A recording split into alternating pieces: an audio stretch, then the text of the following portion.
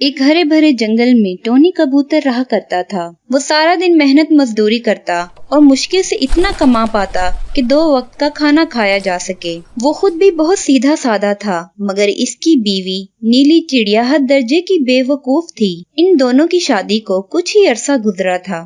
ایک دن ٹونی کبوتر کام پر جاتے ہوئے اپنی بیوی سے کہنے لگا کہ آج بہت سارا کام ہے اور کام سے واپسی پر بہت تھکاوٹ ہو جائے گی، اس لیے جب میں واپس آؤں تو میرے لیے لذیذ کھانا بنا کر رکھنا۔ یہ کہہ کر وہ اپنے کام پر چلا گیا۔ اس کے جاتے ہی نیلی چڑیا نے اس کے لیے کھانا بنانا شروع کر دیا اور اپنے شوہر ٹونی کبوتر کو خوش کرنے کے لیے اس نے سوچا کہ کیوں نہ گوشت کے ٹکڑے کو بھون لیا جائے۔ چنانچہ وہ کچن میں اپنا کام کرنے کے لیے چلی گئی اور گوشت کے ٹکڑے کو آگ پر بھوننا شروع کر دیا۔ جب وہ پکنے کے قریب ہوا اور اس کی خوشبو آنے لگی تو اس نے سوچا کہ کیوں نہ گھر میں جو آم رکھے ہوئے ہیں ان کا جوس بھی بنا لیا جائے۔ اس لیے وہ گوشت کے ٹکڑے کو چھوڑ کر جوس بنانے کے لیے چلی گئی۔ جوس بنانے کے دوران اسے یاد آیا کہ اس کا پکایا ہوا گوشت کوئی اچک کر ہی نہ لے جائے، اس لیے وہ جلدی سے واپس باورچی خانے کی طرف بھاگی۔ اس کا خدشہ بالکل درست تھا کیونکہ گوشت کا ٹکڑا ایک کالو کوے کے منہ میں موجود تھا۔ ارے کالو کوے، یہ کیا کر رہے ہو تم؟ یہ گوشت کا ٹکڑا تو میں نے اپنے شوہر کے لیے پکایا ہے۔ اب تو یہ میرے منہ میں موجود ہے اور اب تو یہ ٹکڑا میرا ہوا۔ کیا بکواس کر رہے ہو؟ جلدی سے گوشت کا ٹکڑا مجھے دو۔ میرا شوہر بھوکا ہارا واپس آئے گا تو میں اس کو کھانے کے لیے کیا دوں گی؟ ارے کیا ہو گیا، اب تو میں اس کو آدھا کھا چکا ہوں، تم اپنے شوہر کے لیے اور پکا لو۔ کیا ہو گیا اگر میں بھوکا اس ٹکڑے کو کھا لوں گا تو تمہیں دعائیں ہی دوں گا نا۔ کالو کوے، میں تمہیں آخری بار کہہ رہی ہوں، جلدی سے گوشت کا ٹکڑا واپس کرو۔ لیکن کالو کوے نے اس کی ایک بھی نہ سنی اور وہاں سے پھر کر کے وہ اڑ گیا۔ نیلی چڑیا اس سے ٹکڑا واپس لینے کے لیے اس کے پیچھے بھاگی، لیکن وہ اب جنگل میں گم ہو چکا تھا۔ تھک ہار کر نیلی چڑیا واپس گھر آ گئی۔ اس بھاگ دوڑ کے درمیان وہ یہ بھول چکی تھی کہ وہ کچن میں کھڑی ہو کر مینگو جوس بنا رہی تھی۔ جلدی سے وہ کچن کی طرف بھاگی اور جب وہ وہاں پہنچی تو اسے آم کا جوس سارا کا سارا فرش پر گرا ہوا ملا۔ یہ سب دیکھ کر تو اس نے اپنا سر ہی پکڑ لیا۔ اس نے سوچا کہ اب کیا کیا جائے۔ اچانک سے اس کی نظر آٹے کی بوری پر پڑی اور اس کے دماغ میں ایک آئیڈیا آیا۔ اس نے آٹا فرش پر بکھیرنا شروع کر دیا تاکہ آٹا آم کا جوس جذب کر لے اور فرش بھی صاف ہو جائے۔ پورے کمرے کے فرش پر اس نے آٹا بکھیر دیا۔ شام کو جب تھکا ہارا ٹونی کبوتر کام سے واپس آیا تو اس نے آتے ہی پوچھا کہ آج کھانے میں کیا پکا ہے۔ ارے میرے سرتاج، میں نے آپ کے لیے مزیدار اسٹیک بنایا تھا، لیکن کالو کوا اس کو اٹھا کر بھاگ گیا اور آپ کے لیے بنایا ہوا آموں کا جوس بھی نیچے گر گیا۔ لیکن پھر میں نے بھی عقل مندی دکھائی اور جو آٹا آپ لے کر آئے تھے کمرے کے فرش پر پھیلا دیا۔ اب کمرہ بالکل صاف ہو چکا ہے، اس لیے آپ کو پریشان ہونے کی ضرورت نہیں۔ ارے بے وقوف، یہ تم نے کیا کر دیا؟ آٹے سے روٹی پکائی جاتی ہے یا اسے فرش پر بچھایا جاتا ہے؟ یہ سب تم نے کیا کر دیا؟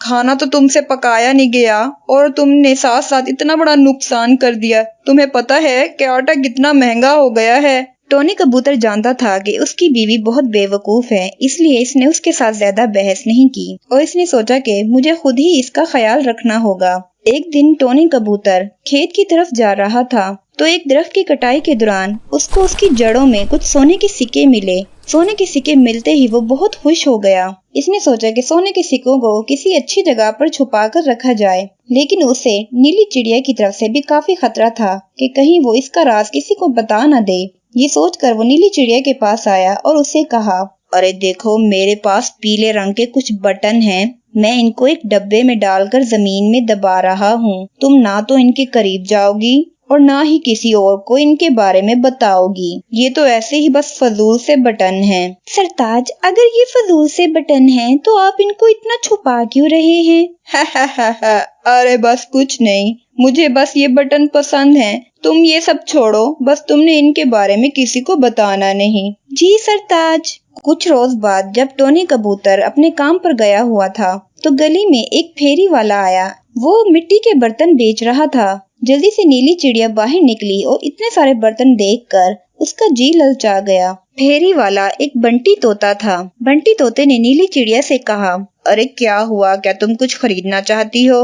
ہاں میں خریدنا چاہتی ہوں، لیکن میرے پاس اتنے پیسے ہی نہیں کہ میں برتن خرید سکوں۔ ارے اگر تمہارے پاس پیسے نہیں ہیں تو کوئی بات نہیں، تمہارے پاس کوئی ایسی چیز ہوگی جو مجھے پسند آ گئی تو میں تمہیں اس کے بدلے میں برتن دے سکتا ہوں۔ یہ سنتے ہی نیلی چڑیا کو پیلے بٹنوں کے بارے میں یاد آیا۔ ارے ہاں، میرے پاس کچھ پیلے چمکدار بٹن ہیں اور وہ دیکھنے میں بہت ہی سندر لگتے ہیں۔ اگر وہ تمہیں پسند آ جائیں تو تم مجھے برتن دے دینا۔ ارے پیلے بٹن، ان کے بدلے میں کیا تمہیں برتن دوں گا؟ ارے ہاں، جب تم دیکھو گے نا تو تمہیں وہ بہت پسند آئیں گے۔ اس کے بعد نیلی چڑیا جلدی سے جا کر وہ پیلے بٹن لے کر آ جاتی ہے۔ بنٹی طوطا جیسے ہی وہ بٹن دیکھتا ہے اس کی آنکھیں حیرت کے مارے کھلی کی کھلی رہ جاتی ہیں اور وہ سوچتا ہے کہ یہ نیلی چڑیا تو کوئی بہت ہی بے وقوف ہے جو اس سونے کے سکوں کو پیلے بٹن کہہ رہی ہے۔ ارے واہ، یہ بٹن تو بہت پیارے ہیں اور مجھے بہت پسند آئے، میں تمہیں ان کے بدلے یہ سارے کے سارے برتن دے دیتا ہوں۔ ارے واہ، کیا تم سچ کہہ رہے ہو؟ یہ سارے کے سارے برتن تم مجھے دے دو گے؟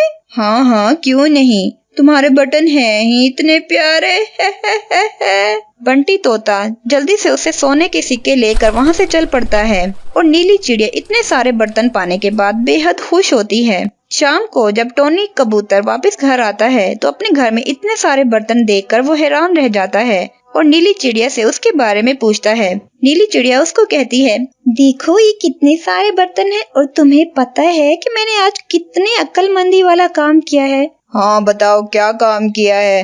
جو تمہارے فضول سے پیلے بٹن نہیں تھے جس کو تم نے پاگلوں کی طرح مٹی کے نیچے چھپایا ہوا تھا، میں نے وہ بٹن دے کر اتنے سارے برتن خرید لیے ہیں۔ ارے کیا کہہ رہی ہو تم بے وقوف، تم نے وہ بیچ دیے؟ ہاں تو اور نہیں تو کیا، تم نے ہی تو کہا تھا کہ وہ فضول سے بٹن ہے۔ ارے بے وقوف، وہ سونے کے سکے تھے، تمہاری بے وقوفی کی وجہ سے میں نے تمہیں بتایا تھا کہ وہ پیلے بٹن ہیں، یہ تم نے کیا کر دیا؟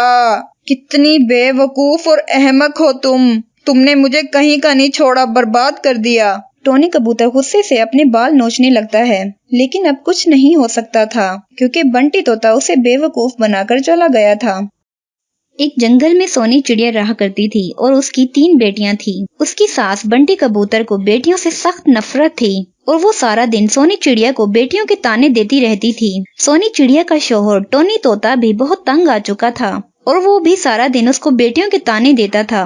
ارے دیکھو، اس بار اگر تمہاری بیٹی پیدا ہوئی تو میں تمہیں تمہاری بیٹیوں سمیت اس گھر سے نکال دوں گا۔ مجھے بیٹا چاہیے جو میرا وارث بنے۔ دیکھیں سرتاج، اس میں میرا کوئی قصور نہیں اور بیٹیاں تو اللہ کی نعمت ہوتی ہیں، یہ بیٹوں سے ہرگز کم نہیں۔ اپنی بکواس بند کرو، میں نے تم سے کہا کہ اس بار بیٹی پیدا نہیں ہونی چاہیے، ورنہ پھر اپنا بوریا بستر گول کر لینا۔ سونی چڑیا یہ سب سن کر رونا شروع کر دیتی ہے۔ روز روز کے لڑائی جھگڑوں سے وہ تنگ آ چکی تھی اور اس کی بیٹیاں بھی سہم گئی تھی۔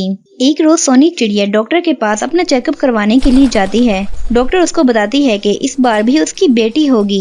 یہ سن کر سونی چڑیا بہت پریشان ہو جاتی ہے اور وہ ٹونی طوطے اور بنٹی کبوتر کو بیٹی کے بارے میں نہیں بتاتی، بلکہ ان کو یہ بتاتی ہے کہ ڈاکٹر نے اس بار ان کو بیٹے کی خوشخبری دی ہے۔ یہ خبر سنتے ہی بنٹی کبوتر بہت خوش ہو جاتی ہے اور وہ سونی چڑیا کا بھی خیال رکھنے لگتی ہے، لیکن سونی چڑیا اندر سے بہت ہی پریشان تھی۔ ایک دن وہ اپنی دوست نیلی چڑیا کے پاس جاتی ہے جو کہ ہاسپٹل میں نرس تھی۔ سونی چڑیا اس کو ساری بات بتا دیتی ہے۔ ارے تمہیں اپنی ساس اور شوہر سے جھوٹ نہیں بولنا چاہیے تھا، اب تم بیٹا کہاں سے لاؤ گی؟ میں کیا کرتی، انہوں نے مجھے گھر سے نکلنے کا کہہ دیا تھا۔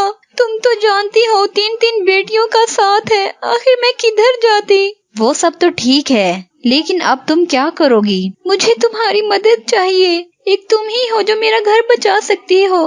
ہاں بولو، میں کیا مدد کر سکتی ہوں؟ میں چاہتی ہوں کہ جب میری بیٹی پیدا ہو تو تم کسی اور کے بیٹے سے میری بیٹی بدل دو، اس طرح سے میرا گھر بچ جائے گا۔ ارے تم یہ کیسی باتیں کر رہی ہو، یہ ایک جرم ہے۔ میں جانتی ہوں، لیکن تم میری مشکل سمجھو، اگر ان لوگوں نے مجھے گھر سے نکال دیا تو میں آخر کدھر جاؤں گی؟ سونی چڑیا نیلی چڑیا کے پاؤں پڑ جاتی ہے اور زاروں قطار رونے لگتی ہے۔ یہ سب دیکھ کر نیلی چڑیا کا دل پگھل جاتا ہے اور وہ اس کی مدد کرنے کی ٹھان لیتی ہے۔ پھر ایک دن جب سونی چڑیا کی بیٹی پیدا ہوتی ہے تو نیلی چڑیا کسی اور کے بیٹے سے اس کی بیٹی بدل دیتی ہے۔ پھر جب سونی چڑیا کی ساس اور اس کا شوہر بیٹے کو دیکھتے ہیں تو وہ بہت زیادہ خوش ہوتے ہیں۔ بنٹی کبوتر اپنے پوتے اور بہو کو لے کر واپس گھر آ جاتی ہے۔ سونی چڑیا کی ساس اور اس کا شوہر بیٹیوں کی طرف کوئی توجہ نہیں دیتے تھے اور سارا کا سارا پیار صرف ان کے پوتے کے لیے تھا۔ ٹونی طوطا اپنے بیٹے کو روز سیر کے لیے لے جاتا اور ہر روز اس کے لیے نت نئے کھلونے لے کر آتا۔ اس نے اپنے بیٹے کا داخلہ ایک بہت ہی اچھے اسکول میں کروایا۔